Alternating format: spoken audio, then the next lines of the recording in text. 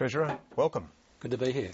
Now, the deficit this financial year is $50 billion and next financial year it's $22 billion. That's larger than you had anticipated, yet you want us to focus on a $3.5 billion surplus in 2 years' time. Why should people do that?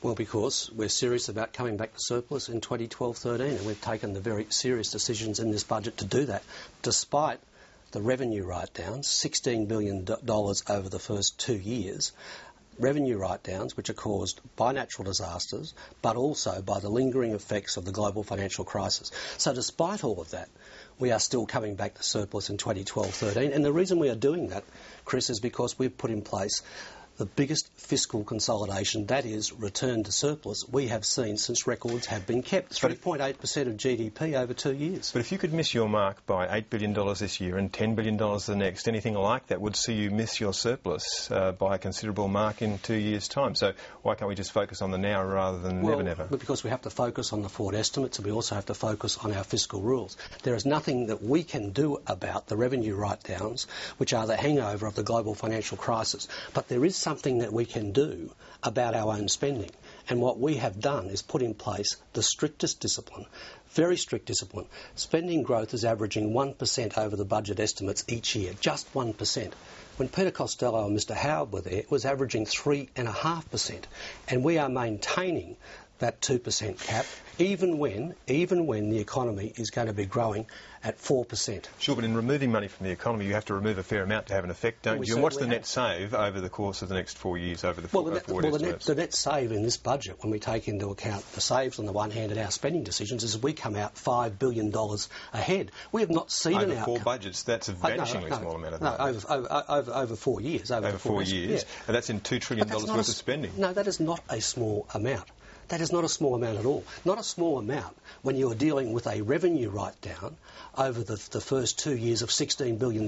It means we have to come racing back. And don't forget that growth in this year, which we had expected to be 3.25%, is down at something like 2.25%. That has knock-on effects to next year, despite the dead weight, if you like, of the revenue write-downs, despite the cost of the natural disasters, despite all of those things, we are actually coming back to surplus. We had been advised by many economists to be not too particular about coming back to surplus. There's a very important reason we're doing that, because we have this very big investment pipeline coming on, and what we have to do is to make sure we don't compound any of those pressures. But to finish on this, $5 billion over 4 years is half of your first stimulus package, so really it's not going to have a huge effect on the economy as a whole, is it? Well, our position is already contractionary.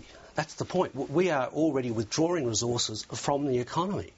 So we have got a very tight fiscal policy in place, a tight fiscal policy that could not be replicated by our predecessors and certainly can't be matched by our current opposition, who somehow claim they can magically come back to surplus next year. Well, I'd like to see that. Now, the economics of this are very, very good indeed. Good growth, 4.5%, under 5% unemployment, 500,000 jobs, you say. Where will we find the workers to feed that?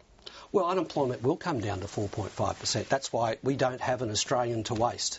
And that is why, given the growth outlook, given the employment growth, the strong jobs growth we're going to see, we've already had something like 750,000 jobs created in this country in our period of government, when in other countries unemployment has been 8 and 9 and 10%. One of the reasons we are in such a strong position is that we haven't had the capital destruction and the skill destruction that comes with a prolonged recession. So we are now in a position to take advantage of all of that, which is why the centrepiece of the budget tonight is jobs, jobs and jobs, the training and initiatives, where do you get the workers? skills because initiatives. You want to move people from welfare to work, but you can't move them really rapidly, Absolutely. can you? And therefore you do have skill shortages and labour shortages in an economy which is rapidly expanding. And we meet that. We meet that through temporary migration, and we meet that through the skills program that we have.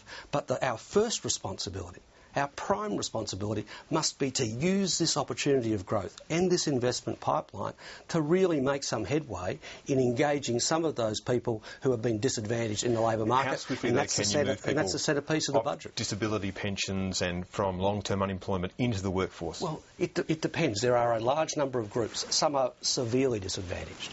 Some have a number of disadvantages but do have a capacity to work.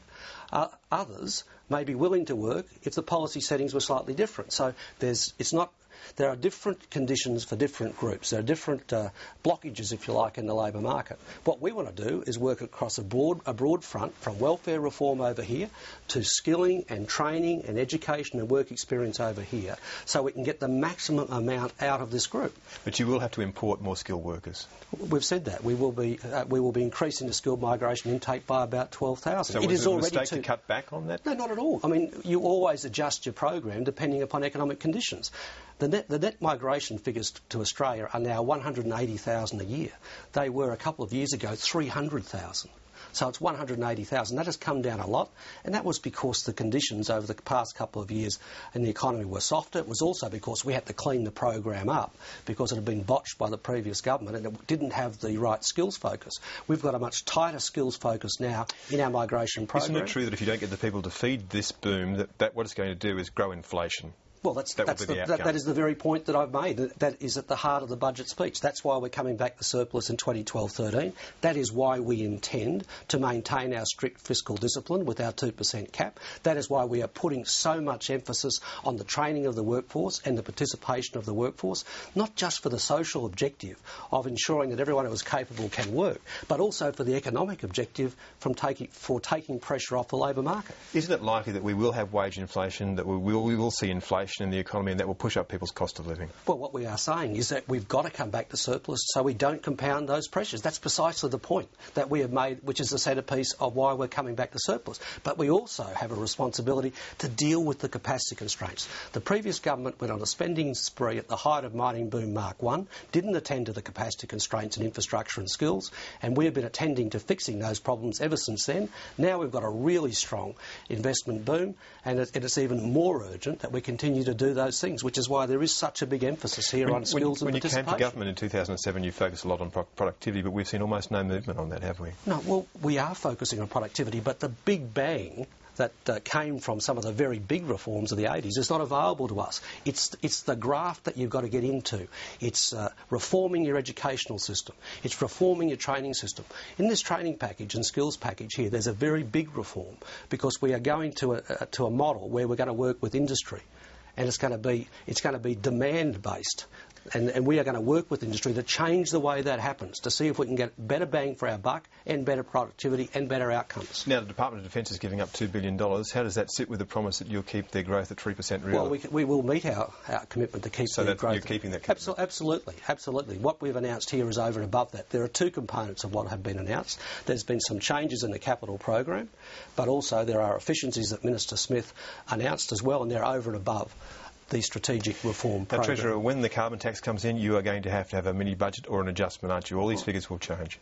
Well, what we have said is that we will produce the figures when we've designed the tax. You can't actually put it in if you don't have the final design. When we have the final design, all of the material will be put on the table, all of the modelling will be put on the table, it will be there for everybody to see, and then it will be incorporated in our next economic update. But isn't it true what the opposition says, there's a hole at the heart of this budget? Of course it is not true. It is balder-dust for them to say that. I mean, it is absurd for them to claim that somehow we can put some figures in when we don't have a price for carbon, we don't have the final design, we don't have the modelling.